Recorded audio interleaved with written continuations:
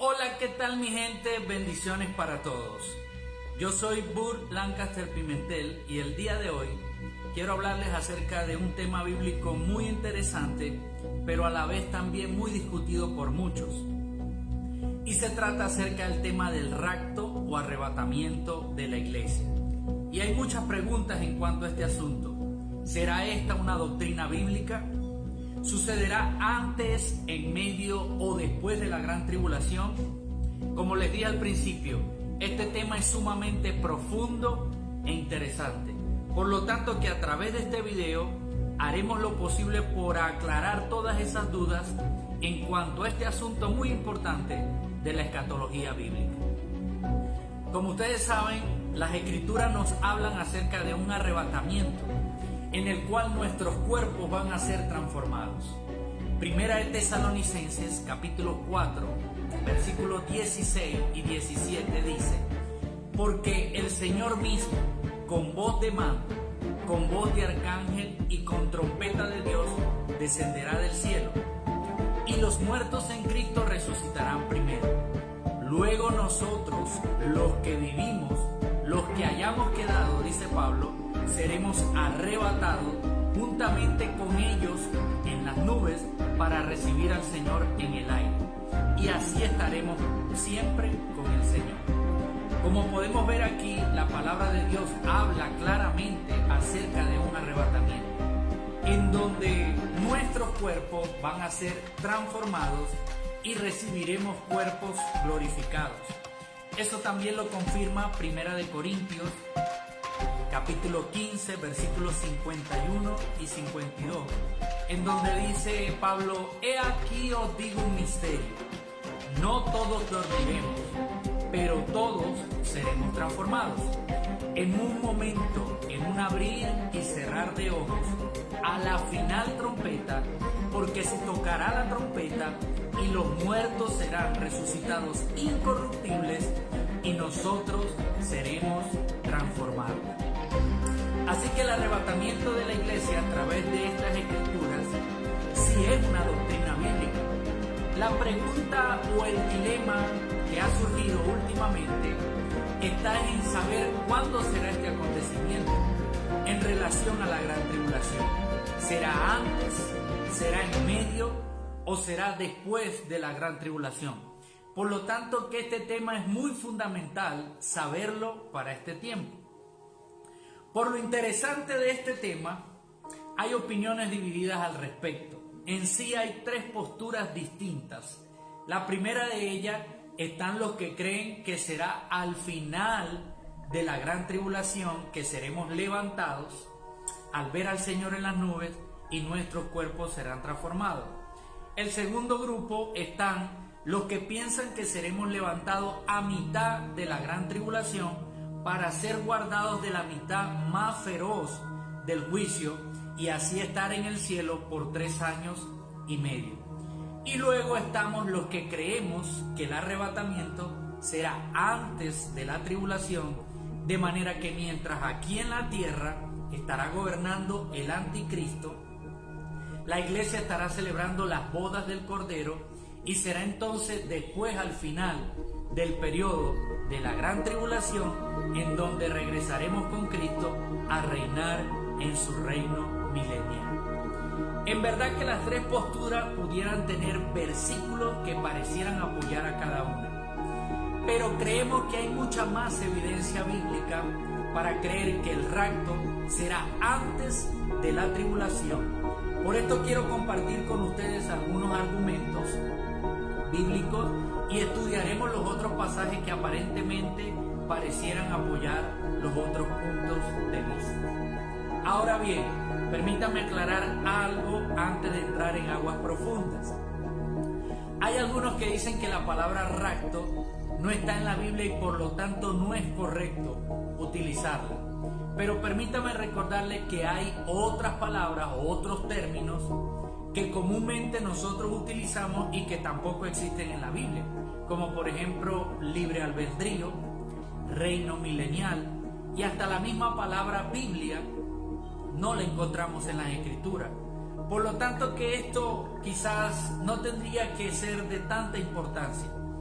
Lo que sí sería importante es estudiar la profundidad de lo que significa la palabra arrebatamiento.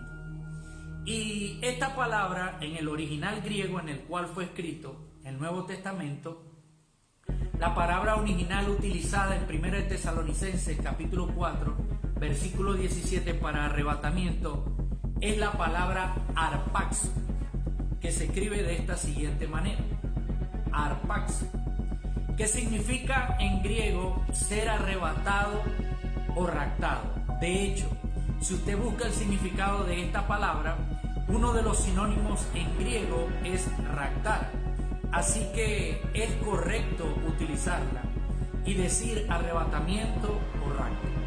En efecto, un experto en el griego explicó que la mejor ilustración para entender esto en el griego es la de un niño que está jugando en la calle y en ese momento va a ser atropellado o arrollado por un carro, pero de repente llega alguien y lo jala con urgencia y lo salva del desastre eminente. Por eso es que la palabra arpaxo tiene que ver con sacar con urgencia a alguien de un peligro eminente, y eso es precisamente lo que hará Cristo con la iglesia: sacarnos de la ira que vendrá sobre la tierra en la gran tribulación. Esto es lo primero que debemos entender, hermanos, acerca de este tema muy importante. Dios no permitirá que su iglesia sufra la ira y el juicio que vienen para este mundo impío. Por ejemplo, hay versículos que lo confirman. Romanos capítulo 5, verso 9, dice que seremos salvados de la ira. Primera de Tesalonicenses capítulo 1, verso 10, dice que el mismo Jesús nos libra de la ira venidera. Y allí mismo en ese libro, en el capítulo 5, verso 9, la palabra de Dios dice: porque no nos ha puesto Dios para ira, sino para alcanzar salvación por medio de nuestro Señor Jesucristo. Algo fundamental que nos ayudará a entender este tema, o a entender, digamos, este punto, es porque Dios no permitirá esto, es comprender el carácter de Dios y ver cómo Dios obra en tiempos de juicio. Recordemos como por ejemplo aquellas historias en el tiempo de Noé o en el tiempo de Lot. La palabra de Dios dice que en el tiempo de Noé Dios había destinado un juicio para esta tierra y era ser destruida toda por medio de un diluvio. Pero no fue sino hasta que el mismo Dios cerró la puerta del arca, permitiendo que la única familia justa, la familia de Noé, su esposa, sus 3 hijos y sus 3 esposas, entraran en el arca, y él mismo, repito, cerrara la puerta del arca, hasta el momento en que Dios entonces derramó ese juicio sobre la tierra. También podemos ver esto en la historia de Lot. La palabra de Dios dice que Dios sacó a Lot en medio de Sodoma y Gomorra, y hasta que Lot, su esposa y sus hijas no estaban fuera de la ciudad, no derramó el juicio sobre aquellas ciudades.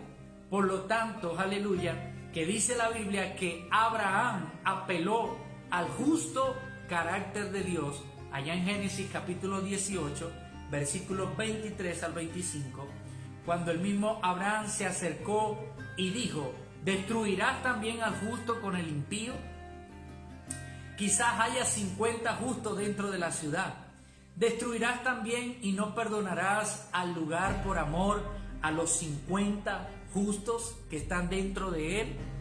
El verso 25 dice: lejos de ti el hacer tal que hagas morir al justo con el impío, y que sea el justo tratado como el impío. Nunca tal hagas, le dice Abraham a Dios. ¿El juez de toda la tierra no ha de ser lo que es justo? Hermanos, Abraham conocía perfectamente el carácter de Dios y sabía que Dios no castiga al justo con el impío. Con estos ejemplos podemos ver cómo Dios hace diferencia entre el justo y el impío. Por lo tanto, no tiene sentido decir que el pueblo puro y santo de Dios pase por la tribulación. Jesús dijo a la iglesia de Filadelfia: la cual nos representa a nosotros para este tiempo, allá en Apocalipsis capítulo 3, verso 10, por lo cual has guardado la palabra de mi paciencia, yo también te guardaré de la hora de la prueba que ha de venir sobre este mundo entero, para probar a los que moran sobre la tierra. Fíjese bien, ¿qué dice la Biblia? Te guardaré de la hora de la prueba, no en la hora de la prueba. De la misma manera que Noé y Lot fueron guardados por el juicio de Dios, así también Jesucristo guardará a su iglesia de la prueba que ha de venir para este mundo. ¿Qué es lo que tenemos que hacer nosotros? Lo que dice Lucas capítulo 21, verso 36. Velad pues en todo tiempo, orando que seáis tenidos por dignos de escapar de todas estas cosas que vendrán y de estar delante del Hijo del Hombre. Fíjese cómo dice la escritura aquí, de escapar de todas estas cosas. Este es un pasaje paralelo a lo dicho a la iglesia de Filadelfia. Como vimos en Arpaxo, ser arrebatado del justo juicio que viene para esta tierra. Pero ¿qué pasa con versículos como por ejemplo 2 de Tesalonicenses capítulo 2 verso 3, que dicen que el Señor no vendrá sino antes que sea manifestada la apostasía o se manifieste también el anticristo? Recordemos que esta escritura se refiere a la segunda venida visible de Cristo. Y es aquí en donde tenemos que hacer una diferencia, hermano.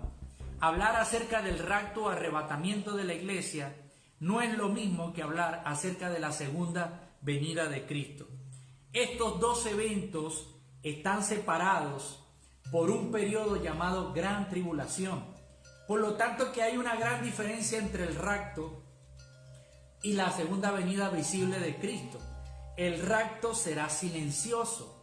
En cambio, la segunda venida de Cristo, todo ojo lo verá, dice la Biblia. Y por lo tanto, estos dos eventos están separados por un periodo llamado Gran Tribulación o Tribulación, el cual dice Daniel en su libro capítulo 9, verso 27, que será aproximadamente 7 años. Amén.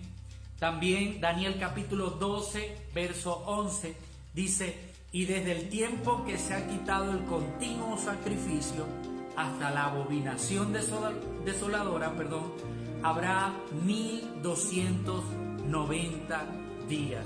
Aproximadamente lo que quiere dar a entender esta escritura, o lo que quiere dar a entender la enseñanza de la última semana de Daniel, es ese periodo de gran tribulación que será aproximadamente de 7 años, en donde a mitad de este periodo, a los 3 años y medio aproximadamente, el anticristo ya dejará de ser señales de paz y entonces querrá hacer guerra contra el pueblo de Israel. El tiempo de tribulación o gran tribulación es un tiempo de trato también con el pueblo judío, con el pueblo de Israel. Dios va a querer restaurarlos a ellos y volverlos a Él.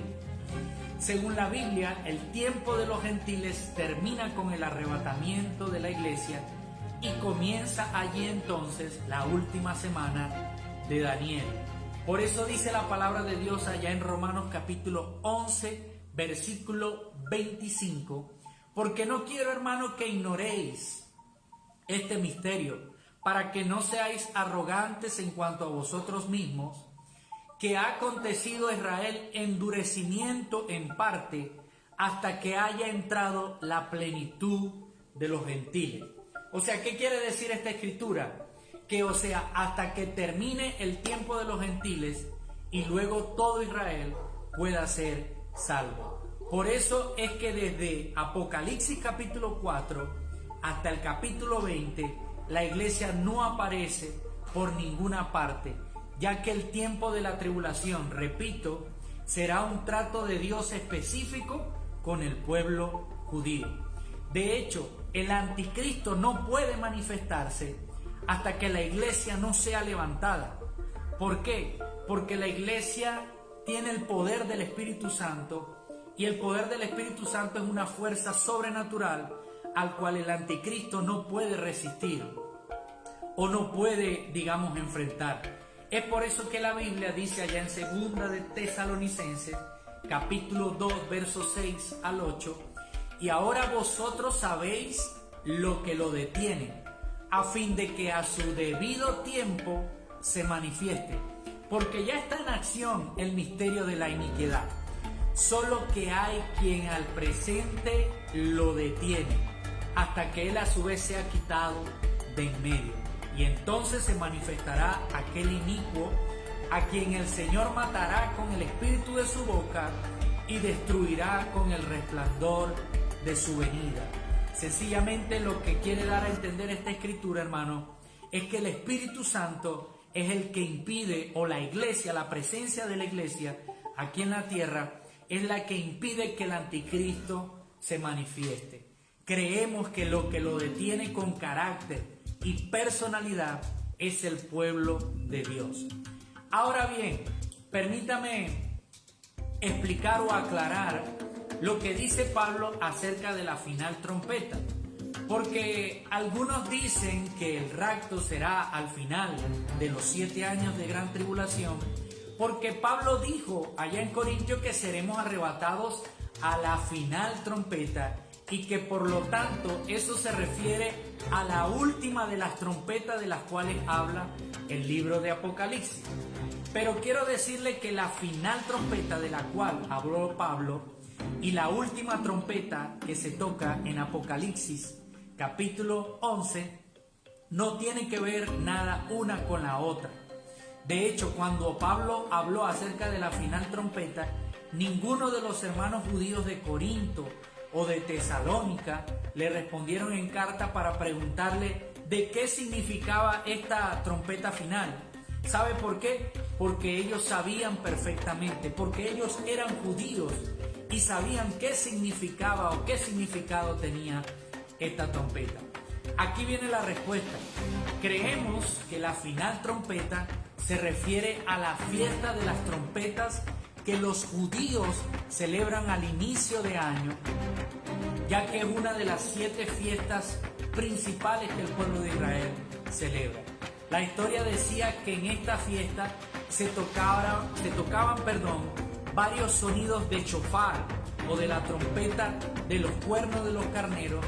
Cada uno de estos sonidos tenían sus nombres preciosos en hebreo. Pero al final de todas estas, de estos sonidos de trompeta, al último día se hacía sonar el último sonido de chofar, o a este sonido era aproximadamente de esta manera.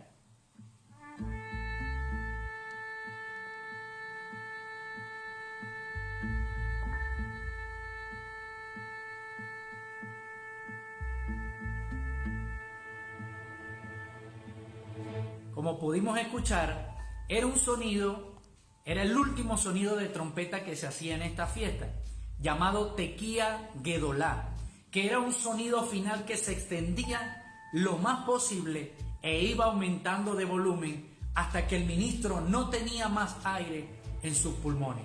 A este toque de trompeta se le conocía o se le conoce hasta hoy en día en Israel como la última trompeta o la final trompeta. A ese toque final se refería el apóstol Pablo. Pero, ¿qué tenía que ver la fiesta de las trompetas con el arrebatamiento de la iglesia? Mucho, hermano.